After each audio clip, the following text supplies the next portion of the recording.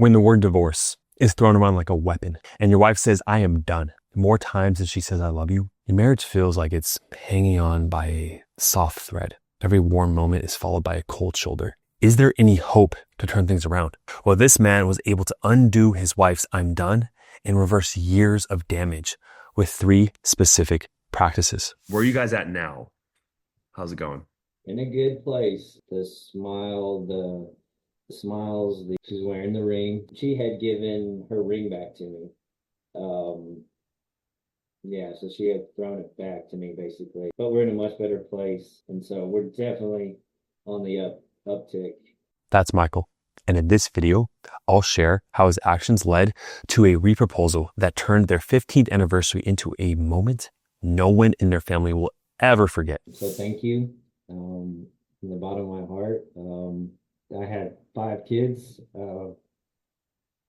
circled around us when I reproposed.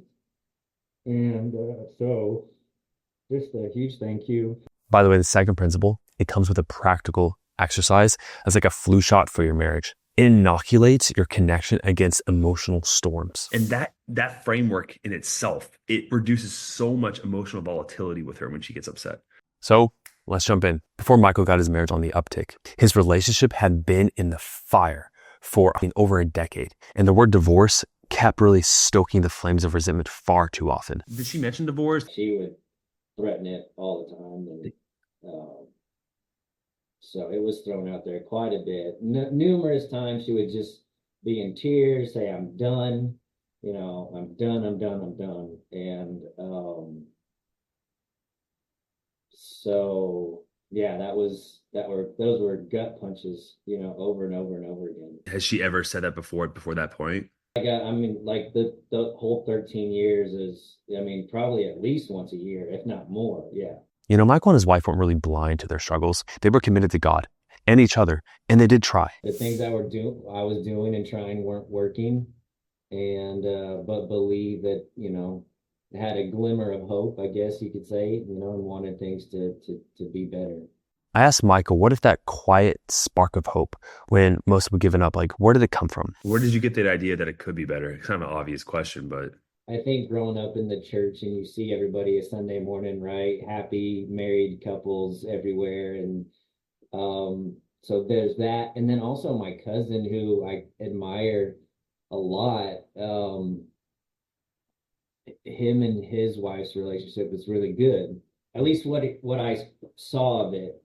But I also think one time, he said that they don't fight, but he think what the truth would be is they have difficult conversations, but they're not yelling and screaming. Now, the first key driver in Michael's success was believing it was even possible, a quiet expectation that even buried beneath years of hurt became the foundation for everything that followed. I think what holds back a lot of guys from even getting to that level is believing it's possible. And so, you having those role models growing up, it set the goal, right, that you can even achieve. Because a lot of the guys, if they can't even articulate what they're striving toward, they're not going to go that way, right? So it's really good that you had that expectation, man. Now, Michael, of course, couldn't undo years of tension overnight, but each step restored the emotional rhythm between the both of them. It's building, right? Because it's, I've had to go from reducing the negative interactions to start building the positive ones. It started with his first practice. It's like ridding yourself of a virus that quietly corrodes the foundation of your connection and drains the attraction from your marriage from one passive moment over time. Michael says it straight up. Realizing myself that I'm a recovering Mr. Nice Guy. He had to perform a full nice guy extraction, rooting out the habits that were sabotaging the relationship from inside out. Oh gosh, covert contracts, reacting poorly, that passive aggressive, stuff. Yeah, being indirect and kind of avoiding conflict and covert contracts, avoiding conflict to keep the peace and quietly resenting her when it didn't work out. As the authors of Attached put it, effective communication and clear boundaries create the emotional safety needed for a secure connection. Michael wasn't doing either. He avoided conflict, he held in frustration, and hoped it would all just work out. But that kind of peace doesn't really feel safe. It feels fake. It breeds mistrust. It's like letting weeds grow in your yard, right? If you don't pull them out, extract the old habits like conflict avoidance and quiet resentment before anything healthy could grow. And once those weeds were pulled, something else began to change. Michael applied the second practice. Her energy shifted, the tension softened, and for the first time in a long time, she began to lean back in. Here it is in Michael's words. The way we fought. Yeah. And we still do it. Oh well, yeah, we still have those tendencies, but I can navigate them better because I have better tools, right? When she calls me a this or a that, I just I just don't react, I just so we're in the past, like you said, I would defend and fight. Michael transformed the way he interacted with his wife through something we call effective anchoring. It is the ability to stay grounded and lead with calm even when emotions run high. Michael describes a family road trip, same fun, same stress, and same emotions, but how we handled it this time was completely different. We just got back from a week, road trip with the kids in an RV. So we survived, made it home. Yeah. Moment she was in tears. Like she didn't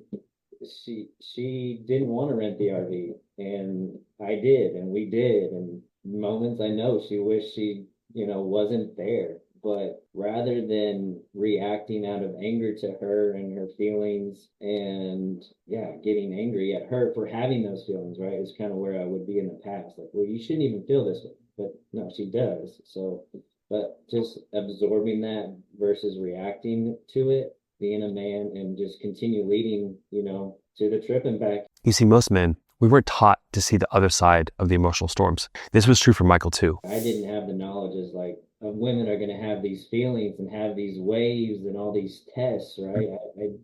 That was news to me, that I needed to be that rock and stand strong through all that. He didn't know that her intensity was often a test, not out of his power, but of his presence. I shared professional insight that might resonate with you. This is not taught, right? You don't know what you don't know, right? And, a lot of times when someone is disrespectful to you or they're criticizing you in form of a test, it's like, no, like I'm going to defend myself. Like, you don't disrespect me, like, right? And that's a common response. But if you reframe that test as like, oh no, she's feeling hurt. She's not feeling hurt. She's feeling misunderstood. She needs love right now. She needs attention. Like, this is her way of saying, I need something from you.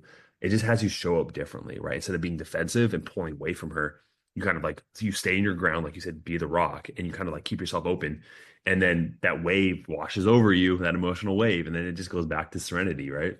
When you reframed her test of anger and resentment to instead her feeling unsafe and just in pain, it shifts how you show up from being defensive and her enemy to attuned and her hero. And I also promised you that I would share a practical exercise, something you can pair with this mindset shift. It is like that flu shot that shields your marriage against any emotional storm that can just really break it apart. By making connection intentional and not reactive, have a listen to our conversation. I hear her say sometimes is she doesn't feel important. Just trying to not get so distracted with work and everything, and just put more effort into our relationship.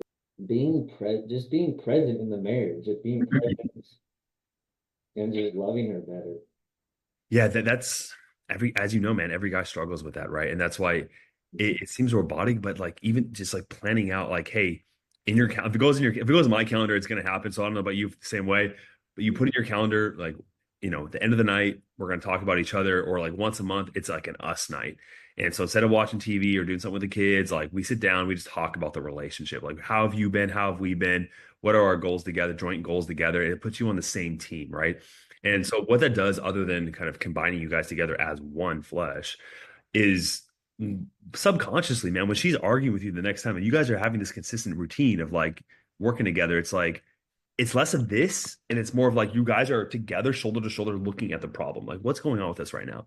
And that framework in itself, it reduces so much emotional volatility with her when she gets upset.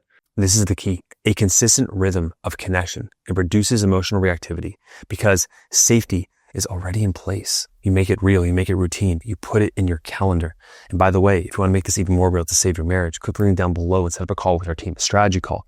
On that call, we're going to give you a blueprint and clarity on how to actually save the marriage after working with thousands of men. Just make sure you're fully committed to taking action. And this brings up the final practice, the one that shifted the dynamic completely. It's what caused Michael's wife to look at him with newfound trust in her heart and attraction in her eyes. Again, let's hear from Michael. Do you see how you're able to lead more now in the relationship based off of the things you've learned? Yeah, definitely. One hang up for me at the beginning was like, okay, I'm gonna do these things. I'm gonna wash these modules, take these classes, do these things, but then she's got to fix herself, or but it was with a almost a covert contract that then we can focus on her, right? And so at the beginning, my aim was that she would fix herself, Mm. and then it helped when that switch, when I realized like, no, it's just me.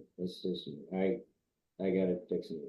The third practice is what I call aligned leadership. When you stop waiting for her to change and start leading the relationship by example, this is what allows her to breathe again and slowly start seeing you as the man that she can trust, follow, and feel drawn to. It reignites the polarity that was lost. I'll break it down further in our discussion here. Well, if I'm going to appeal to our logical brains here, the way I make it work out logically is when you're a guy that you want your wife to change, right? She feels like you're not taking responsibility for your stuff, right? Which makes her feel unsafe. And therefore she's more stubborn in who she is, right?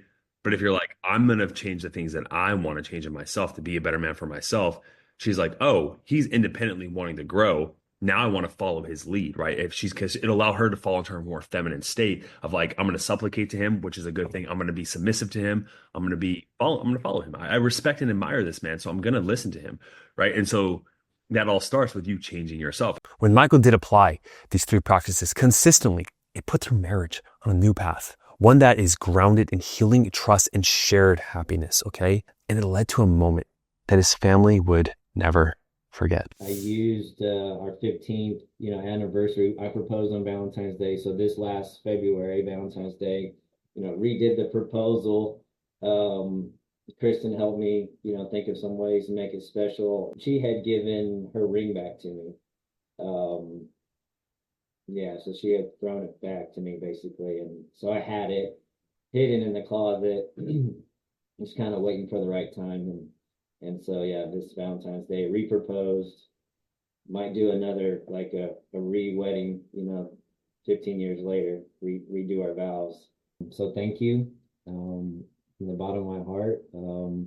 I had 5 kids circled around us when I re-proposed.